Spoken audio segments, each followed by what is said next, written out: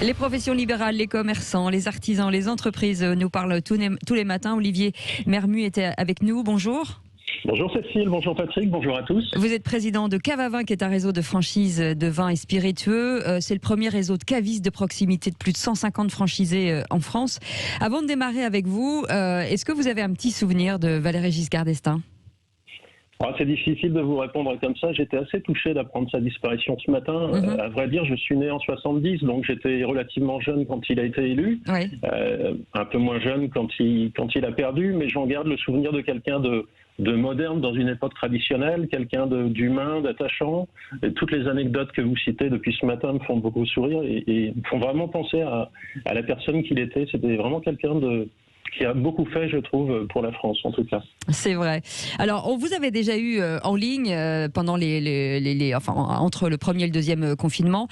Aujourd'hui, on en est où sur les vins et spiritueux ? Est-ce que en tout cas, est-ce que ça continue de progresser, puisque vous aviez annoncé une progression plutôt qu'une régression par rapport aux autres ? Vous en êtes où ce matin ? Alors en fait, pendant le premier confinement, on avait pris le bouillon, on avait perdu à peu près 50%. Oui. Sur le deuxième, après on a eu le déconfinement et là les chiffres ont beaucoup remonté. En fait, je pense que les Français ont vraiment redécouvert les commerçants de proximité cette année. Oui. On avait beaucoup travaillé le lien social pendant le premier confinement. On a recruté des nouveaux clients qui finalement aujourd'hui se disent j'ai plus de conseils à aller chez mon caviste. Et ces gens-là ensuite, pendant le deuxième déconfinement, le chiffre est resté stable et maintenant il se remet à progresser. Et nous, en fait, le baromètre qu'on a toujours pour préparer la fin d'année, puisque novembre et décembre sont 2 mois cruciaux pour nous, c'est l'arrivée du Beaujolais le 3e jeudi de novembre. Et là, ça s'est passé différemment, mais de façon quand même intéressante pour se dire que le moral est bon pour la fin d'année. Ça veut dire que finalement, le Beaujolais a rencontré un petit succès ?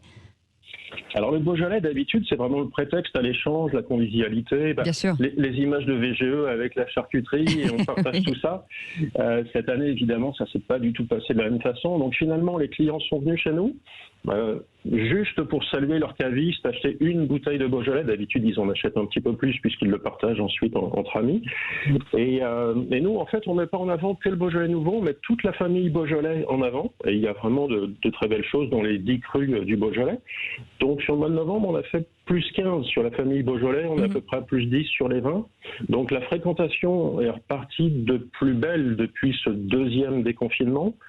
Et puis le fait que nos voisins, tous les commerçants aient pu rouvrir aussi, ça fait ça crée une émulation, pour tout le monde. Forcément.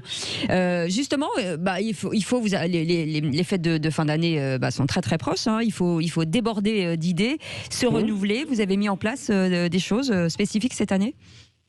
Alors cette année, ce qu'on a fait, c'est qu'on a voulu travailler, on a toujours sur la fin d'année des jolis coffrets, que ce soit pour les vins, que ce soit pour les spiritueux, que ce soit pour les champagnes.